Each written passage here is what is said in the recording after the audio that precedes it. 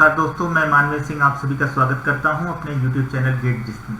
दोस्तों, इस पार्ट में हम आपसे डिस्कस करेंगे कि रैड क्या होता है और मल्टीपल रैड के लेबल्स क्या होते हैं और उनका मतलब क्या होता है, कहाँ पे हम कौन सा रैड लेबल यूज करेंगे। ठीक है, तो सबसे पहले हम ऑब्जेक्टिव पॉइंट ऑफ व्यू से फोकस करें कि क्या क्वेश्चन हमारे रैड में बन सकते हैं, क्योंकि ये जो रैड आपका टॉपिक है ये यूजुअली गेट वगैरह में नहीं पूछा जाता। कंपटीशंस की अगर बात आप करें जो जनरली पीएसयूज में ये इसके क्वेश्चंस नहीं बनते। ये टॉपिक इंपॉर्टेंट होता है सिर्फ और सिर्फ आपके यूनिवर्सिटी एग्जाम्स में या कुछ अलग टाइप के कॉम्पिटिटिव एग्जाम होते हैं वहाँ पे भी पूछा जाता है, लेकिन जनरली आपके गेट में या आपके जो पीएसयूज हैं वहाँ नहीं पूछा जाता। सिर्फ और सिर्फ आपका इंपॉर्टेंट किसके लिए है, जो आपके यूनिवर्सिटी एग्जाम होते हैं। ठीक है, तो सबसे पहला ऑब्जेक्टिव क्वेश्चन आपका यही बन सकता है कि रैड क्या होता है, व्हाट इज रैड। तो इसका आप फुल फॉर्म जानते रहिए। रैड मीन्स क्या होता है, दो चीजें होती हैं, याद रखिएगा, भूलिएगा मत। ऑब्जेक्टिव के लिए बहुत इंपॉर्टेंट है। पहला तो redundant array of independent disk, redundant array of independent disk, या कहीं कहीं आप देखेंगे तो इसको redundant array of inexpensive disk भी बोलते हैं, redundant array of inexpensive disk. तो दोनों डिफिनीशन याद रखिए। जब भी आपका पूछा जाए, अगर ऑप्शन में दोनों मिले तो आप इंडिपेंडेंट डिस्क लिखिएगा, क्योंकि पहले रैड को बोलते थे redundant array of inexpensive disk, बाद में उसका नाम चेंज करके हमने क्या कर दिया, redundant array of independent disk. तो ऑब्जेक्टिव क्वेश्चन के लिए पहली चीज तो यही इंपॉर्टेंट है कि रैड क्या है, redundant array of independent disk या redundant array of inexpensive disk. अब हम समझते हैं रैड होता क्या है। तो हमारे सिस्टम में तो सिर्फ एक हार्ड डिस्क लगा रहता है, क्योंकि हमारा काम छोटा सा है, छोटी सी एक हार्ड डिस्क लिया, उसमें अपना सारा डेटा स्टोर करके रख दिया। लेकिन अगर आप बड़े ऑर्गेनाइजेशंस की बात करें तो बड़े ऑर्गेनाइजेशन में आपका एक हार्ड डिस्क से तो काम चलेगा नहीं। वहाँ पे आपका सर्वर रहता है, मल्टीपल हार्ड डिस्क रहते हैं, मल्टीपल हार्ड डिस्क रहते हैं। वो सारे हार्ड डिस्क को आप क्या कर देते हैं, कनेक्ट कर देते हैं, कंबाइंड कर देते हैं और सारा डेटा उन मल्टीपल हार्ड डिस्क के अंदर स्टोर करके रखते हैं। ठीक है, तो redundant array of independent disk क्या होता है कि आपने अपने हार्ड डिस्क को किस तरीके से कनेक्ट कर रखा है, मल्टीपल हार्ड डिस्क को किस तरीके से कनेक्ट कर रखा है और उसके अंदर किस तरीके से आप डेटा स्टोर करते हैं, किस तरीके से रीड ऑपरेशन परफॉर्म करते हैं, किस तरीके से राइट ऑपरेशन परफॉर्म करते हैं। ठीक है, दूसरी चीज, रैड के हमने धीरे धीरे क्या हुआ, टेक्नोलॉजी हमारी इंप्रूव हुई, तो टेक्नोलॉजी इंप्रूव हुई तो हम मल्टीपल टाइप से डिस्क को अपने कनेक्ट करने लगे सिस्टम्स में, जहां पे आप मल्टीपल डिस्क को कनेक्ट करते हैं। ठीक है, तो उसी को लेबल बोला गया है कि रैड 0 में कनेक्शन किस तरीके से था, रैड 1 आप देखेंगे तो मल्टीपल्स आपके लेबल्स दिखेंगे, तो हर लेबल्स में आपने डिस्क को किस तरीके से कनेक्ट किया है उसकी हम बात करते हैं। ठीक है, तो पर्पज क्या होता है, सिर्फ दो पर्पज होता है, दिमाग में रखिएगा। रैड के जो कनेक्शन होते हैं उनका पर्पज क्या होता है। पहला पर्पज ये होता है कि हम अपने डिस्क को इस तरीके से कनेक्ट करें कि जब भी हमें रीड या राइट ऑपरेशन परफॉर्म करना हो तो हमारी एक्सेसिंग क्या हो, फास्ट। तो जो मल्टीपल लेबल्स हैं उनमें जो पहला आपका पर्पज होता है कि फास्टर एक्सेसिंग। ठीक है, और दूसरा जो रैड के लेबल्स हैं डिवाइड किए गए हैं ऑन द बेसिस ऑफ किस तरीके से आप फॉल्ट टॉलरेंस करते हैं। फॉल्ट टॉलरेंस क्या होता है, फॉल्ट टॉलरेंस ये होता है कि अगर मान लीजिए आपने 4 डिस्क को आपस में कंबाइंड किया है और उसमें से एक डिस्क आपका काम करना बंद हो जाए, तो क्या हम बाकी 3 डिस्क की मदद से, ऐसा तो नहीं हमारा पूरा डेटा क्रैश हो गया। अगर हमारा पूरा डेटा क्रैश नहीं होता, डेटा को हम सिक्योर कर ले रहे हैं, तो इसका मतलब सिस्टम में क्या है, फॉल्ट टॉलरेंस है। अगर हम पूरा डेटा रिकवर कर ले रहे हैं तो मतलब हाई लेवल का फॉल्ट टॉलरेंस है। अगर कुछ डेटा रिकवर कर पा रहे हैं तो मीन्स लो लेवल का फॉल्ट टॉलरेंस है। अगर एकदम नहीं एक्सेस कर पा रहे हैं कि 4 डिस्क था, एक डिस्क हमारा खराब हुआ, पूरा डेटा हमारा खराब हो गया, पूरा डेटा हमारा चला गया, तो उसको हम क्या बोलेंगे कि फॉल्ट टॉलरेंस है ही नहीं। तो दो ही पर्पज होते हैं रैड के, एक तो हमारा फॉल्ट टॉलरेंस अधिक से अधिक हो, फॉल्ट टॉलरेंस अधिक से अधिक हो, और दूसरा हमारा जब भी हम रीड राइट ऑपरेशन परफॉर्म करने जाएं तो हमारा फास्टर एक्सेसिंग हो, साथ में फॉल्ट टॉलरेंस हो। ठीक है, अब यहाँ पे मल्टीपल आपके लेवल्स होते हैं, level 0, level 1, level 2, level 3 up to level 10 तक। ठीक है, तो हम यहाँ पे इंपॉर्टेंट जो रैड हैं उनकी बात करेंगे, क्योंकि ऑब्जेक्टिव एग्जाम्स में सिर्फ वही पूछे जाते हैं। तो कुछ टर्म्स होते हैं जिसको आप जानते रहिए, तभी आपको रैड समझ में आएगा। तो पहला एक टर्म होता है स्ट्रिपिंग। स्ट्रिप आपने देखा होगा, उसी से मिला जुला एक टर्म होता है स्ट्रिपिंग। पहले समझिए स्ट्रिपिंग क्या होता है। जब भी आप स्ट्रिपिंग करते हैं तो आपका डेटा, आपका जो एक कंप्लीट रिकॉर्ड है वो कई पार्ट में डिवाइड होके अलग अलग डिस्क में सेव हो जाएगा। मतलब क्या हुआ, जैसे यहाँ पे आपके क्या है, इसकी बात करें तो यहाँ पे कितने डिस्क आपको दिखाई दे रहे हैं, 4 डिस्क हैं, 1 2 3 4। अब अगर आपने स्ट्रिपिंग कर रखी है, आपको कोई रिकॉर्ड सेव करना है अमित, तो आपका पूरा डेटा तो एक डिस्क में भी जा सकता है, पूरा डेटा क्या हो सकता है, एक डिस्क में भी जा सकता है। लेकिन अगर हम ऐसा कर रहे हैं कि अपने रिकॉर्ड में पहला डेटा यहाँ पे सेव कर दें, रिकॉर्ड को 4 डिस्क हैं, 4 पार्ट में डिवाइड कर दिए, अब ए को यहाँ सेव कर दें, एम को यहाँ सेव कर दें, आई को यहाँ सेव कर दें और टी को यहाँ सेव कर दें।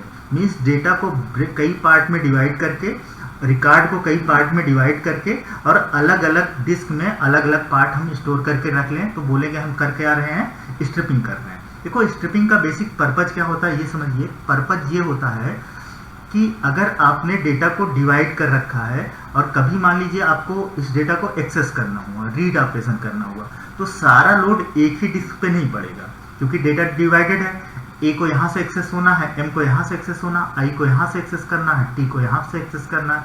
अब अगर सारा डेटा एक ही डिस्क पे रहता तो लोड इस पे ज़्यादा होता, लेकिन लोड आपने क्या कर दिया है, डिवाइड कर रखा है। तो स्ट्रिपिंग जब भी आप करते हैं तो उसका पर्पज यही होता है कि रीड एंड राइट ऑपरेशन हमारे क्या हो, फास्टर हो, डेटा को डिवाइड करो, अलग अलग डिस्क में सेव कर दो, तो इसको आप क्या बोलेंगे, स्ट्रिपिंग बोलते हैं। ठीक है।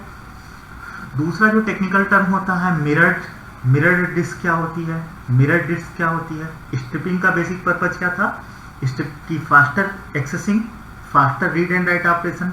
मिरर्ड डिस्क का पर्पज क्या होता है कि अगर आप सेम डेटा को 2 जगह पे एक रिप्लिका बनाइए और हर इंफॉर्मेशन को 2 डिस्क में रखिए, तो उससे आपका फायदा क्या होगा कि अगर आपका एक डिस्क कास्ट तो आपकी बढ़ जाएगी, लेकिन फायदा क्या होगा कि अगर आपकी एक डिस्क क्रैश हो गई तो दूसरे डिस्क से आप क्या कर सकते हैं, सेम स्टार इंफॉर्मेशन एक्सेस कर सकते हैं। मीन्स अगर आपने जैसे यहाँ पे मिररिंग कर रखी है, तो अगर अमित को आपको सेव करना है तो एक तो अमित आप यहाँ पे सेव करेंगे और एक इसके रिप्लिका में सेव करेंगे। ठीक है। उसी तरह इसमें जो कुछ भी सेव करना है वो यहाँ पे भी रहेगा, यहाँ पे भी रहेगा, इसमें रखेंगे तो यहाँ पे भी रहेगा, यहाँ पे भी रहेगा, इसमें रखेंगे तो यहाँ पे भी रहेगा, यहाँ पे भी रहेगा। तो अगर आप हर डेटा 2 या 2 से अधिक जगह पे उसकी मिरर इमेज बना के रख रहे हैं, तो उसको आप क्या बोलते हैं, आपने क्या कर रखा, मिररिंग कर रखा, मिरर डिस्क बना रखी है। पर्पज क्या होता है, यहाँ पे पर्पज फास्टर एक्सेसिंग नहीं है, यहाँ पे पर्पज क्या है कि आपका फॉल्ट टॉलरेंस हाई लेवल का हो, क्योंकि डेटा आप रिकवर कर सकते हैं। ठीक है। तो जो हमारा रेड लेवल 0 था उसमें हम क्या कर रहे थे, स्ट्रिपिंग यूज कर रहे थे। देखिए, और जब भी आप कोई डेटा 2 या 2 से अधिक जगह पे रखेंगे तो उसी को आप बोलते हैं, आप क्या कर रहे हैं, रिडंडेंट सिस्टम बना रहे हैं। तो रिडंडेंसी का भी मतलब चाहिए, जब सेम इंफॉर्मेशन मल्टीपल जगह पे स्टोर हो तो इसका मतलब आपने सिस्टम क्या बना दी रखा है, रिडंडेंट सिस्टम बना रखा है। ठीक है। तो आपका जो रेड जीरो था उसमें आप क्या कर रहे हैं, स्ट्रिपिंग कर रहे हैं, डेटा को डिवाइड पीसेस में ब्रेक करके अलग अलग डिस्क में सेव कर रहे हैं। ठीक है। उसको बोलेंगे रेड जीरो। तो आपको ऑब्जेक्टिव एग्जाम के पॉइंट ऑफ व्यू से यही याद करना है कि रेड जीरो क्या है, रेड जीरो नॉन रिडंडेंट है, मतलब डेटा मल्टीपल कॉपी नहीं बना रहे हैं, लेकिन स्ट्रिपिंग है। ठीक है। डिवाइड करके अलग अलग जगह पे स्टोर कर रहे हैं। ये आपका क्या हो गया, रेड जीरो। रेड 1 में क्या है, मिरर्ड डिस्क, जो दूसरा लेवल बनाया गया मिरर्ड डिस्क। पर्पज क्या है, फॉल्ट टॉलरेंस। इसमें हम कर क्या रहे हैं कि स्ट्रिपिंग तो नहीं कर रहे हैं, लेकिन रिप्लिका बना के रख रहे हैं, तो इसको क्या बोलेंगे, लेवल 1। लेवल 2 में आप क्या करते हैं, सेकेंड लेवल की अगर आप बात करिए तो लेवल 2 में आप क्या करते हैं, डेटा के साथ एरर करेक्टिंग कोड भी लगा देते हैं। डेटा को स्टोर, आपकी अगर मान लीजिए 2 ड्राइव हैं, तो एक ड्राइव में आप डेटा रखेंगे, एक ड्राइव में आप एरर करेक्टिंग कोड रखेंगे। एरर करेक्टिंग कोड से रखने का हमारा फायदा क्या होता है, एरर करेक्टिंग कोड को रखने का हमारा फायदा क्या होता है कि अगर मान लीजिए आपके डेटा में कुछ करप्ट हो गया तो आप उसको एरर करेक्टिंग कोड से रिकवर कर सकते हैं। पर्पज वही है, फॉल्ट टॉलरेंस। जैसे आप समझिए, जैसे एरर करेक्टिंग कोड क्या हो सकता है, जैसे मान लीजिए कोई डेटा है 101, कोई डेटा है स्टोर करना है 010, कोई डेटा स्टोर करना है 110, ये सारे डेटा हमें सेव करके रखने हैं। अब बहुत सारे एरर करेक्टिंग कोड्स होते हैं, उसमें से एक का एग्जांपल हम दे रहे हैं। सिर्फ देखो, एरर करेक्टिंग कोड अभी आपको पढ़ना नहीं है, लेकिन सिर्फ एक का एग्जांपल हम आपको इसलिए दे रहे हैं ताकि आपको समझ में आए कि एरर करेक्टिंग कोड्स क्या होते हैं। अब जैसे मान लीजिए हमने इवन पैरिटी बिट का यूज कर रखा है, इवन पैरिटी बिट का यूज कर सकता है। तो इवन पैरिटी बिट का यूज करेंगे तो आप उसमें करेंगे क्या, हमें नंबर ऑफ वंस इवन रखने हैं, नंबर ऑफ वंस इवन रखने हैं। जैसे यहाँ पे क्या है 101, नंबर ऑफ वंस कितने हैं 2, इवन है, ठीक है। तो यहाँ पे पैरिटी बिट आप क्या रख लीजिए 0। यहाँ पे कितने हैं 8 है, तो 8 को इवन बनाने के लिए आपको क्या करना पड़ेगा, एक 1 ऐड करना पड़ेगा। इस डेटा में इवन है तो उससे आपका क्या हो गया 0 रखेंगे। तो इवन पैरिटी बिट अगर आपने यूज कर रखा है, एक पॉलिसी होती है इवन पैरिटी बिट, जिससे आप एरर करेक्टिंग कोड्स जनरेट करते हैं। बहुत ज़्यादा फॉल्ट टॉलरेंस में यूजफुल नहीं होता, बहुत ज़्यादा फॉल्ट टॉलरेंस में यूजफुल नहीं होता, लेकिन इससे आप थोड़ा बहुत फॉल्ट टॉलरेंस कर सकते हैं। अब इससे होगा क्या कि मान लीजिए इस डेटा में करप्ट हो गया, इसमें 1 की जगह पे 0 आ गया, तो आप चेक कर सकते हैं कि ये डेटा हमारा सही है कि गलत है। मान लीजिए 1 से 0 हो गया, तो अब इसमें अगर आप काउंट करेंगे तो नंबर ऑफ वंस कितने आ जाएंगे, 1 आ जाएंगे, एक यहाँ पे, ठीक है। तो इसका मतलब ये डेटा हमारा क्या है, हम ये पता कर सकते हैं ये डेटा हमारा क्या है, गलत तरीके से स्टोर हुआ है, ठीक है। और ठीक है, उसी तरह इसमें अगर ये डेटा ऐसे है, इवन पैरिटी बिट का यूज कर लीजिए, अब नंबर ऑफ वंस कितने हो गए 2 हो गए, तो इसका मतलब ये डेटा हमारा क्या है, सही है। तो अगर एक बिट में कहीं दिक्कत होगी तो एरर हुआ है कि नहीं हुआ, आप इवन पैरिटी बिट से फाइंड आउट कर सकते हैं। लेकिन अगर मल्टीपल बिट्स में प्रॉब्लम आ गई है तो वहां पे इवन पैरिटी बिट आपका फेल हो जाता है। तो एरर करेक्टिंग कोड्स आप जनरेट कैसे करते हैं, ये आप आगे जाएंगे नेटवर्क में, वहां पढ़ेंगे। अभी बस ये जान लीजिए कि अगर हमारे पास एरर करेक्टिंग कोड्स है, अगर हमारे पास एरर करेक्टिंग कोड है, तो हमारे डेटा में अगर कोई पार्ट हमारा करप्ट हो गया तो उसको हम डिटेक्ट कर सकते हैं। तो जो रेड 2 होता है, रेड 2 में हम क्या करते हैं, रेड 0 में हमने क्या किया, स्ट्रिपिंग यूज किया। रेड 1 में हमने क्या किया, मिरर इमेज बना के रखते हैं। रेड 2 में हम क्या करते हैं, कुछ डिस्क में डेटा रखते हैं और कुछ डिस्क में एरर करेक्टिंग कोड्स रखते हैं। तो उससे क्या होता है कि अगर डेटा में हमारे कोई प्रॉब्लम आई तो हम उसको एरर करेक्टिंग कोड से करेक्ट कर सकते हैं, ठीक है। लेकिन अब इसका प्रॉब्लम क्या होती है कि अगर मान लीजिए आपने जहाँ पे भाई एरर करेक्टिंग कोड किस लिए रखा है कि अगर हमारे ओरिजिनल डेटा, यहाँ पे आपका क्या स्टोर था, ओरिजिनल डेटा, और यहाँ पे आपका क्या स्टोर है, एरर करेक्टिंग कोड। तो अगर ओरिजिनल डेटा में कोई प्रॉब्लम आई तो उसको एरर करेक्टिंग कोड से हम क्या कर सकते हैं, सही कर सकते हैं। लेकिन अगर गलती से आपका ये क्रैश कर गया जिसमें आपने एरर करेक्टिंग कोड रखा है, तो आपका पूरा क्या होगा, फॉल्ट टॉलरेंस सिस्टम खत्म हो जाएगा। तो इसीलिए ये रेड 2 का ड्रॉबैक था कि आप अलग से डिस्क बनाते थे जिसमें एरर करेक्टिंग कोड रखते थे। पर्पज क्या होता था कि अगर हमारे ओरिजिनल डेटा में कोई प्रॉब्लम आए तो उसको हम सही कर सकें। तो अगर मान लीजिए जहाँ पे आपने एरर करेक्टिंग कोड रखा वही डिस्क हमारी करप्ट हो जाए तो वो पूरा ओवरऑल डेटा हमारा फॉल्ट टॉलरेंट नहीं रह जाएगा। तो इसीलिए हमने क्या किया, इंटरलीव्ड रेड 3 बनाया, उसमें इंटरलीव्ड पैरिटी रखते थे, ठीक है। मतलब किसी एक डिस्क में पैरिटी ना रख के बीच बीच में रखते थे। जैसे फर्स्ट और सेकंड में जो डेटा है उसकी फर्स्ट रिकॉर्ड जो है उसकी पैरिटी हमने थर्ड में रख दी, फिर मतलब हर जगह पे रखा, ठीक है, हर जगह पे रखा, मतलब कोई एक फिक्स डिस्क नहीं बनाया। तो उससे क्या होगा कि अगर एक डिस्क जाएगा तो हमारा कुछ ही डेटा का नुकसान होगा, पूरे डेटा का नुकसान नहीं होगा, ठीक है। और सबसे इंपॉर्टेंट आपका कौन सा होता है, रेड 10। रेड 10 बेसिकली क्या होता है, combination of red 0 and red 1। Red 0 और रेड 1 को आप मिक्स कर देते हैं तो आपका क्या बोला जाता है, रेड 10 बोला जाता है, ठीक है। मीन्स डेटा को स्ट्रिप भी करते हैं और उसका मिरर इमेज भी बना के रखते हैं, ठीक है।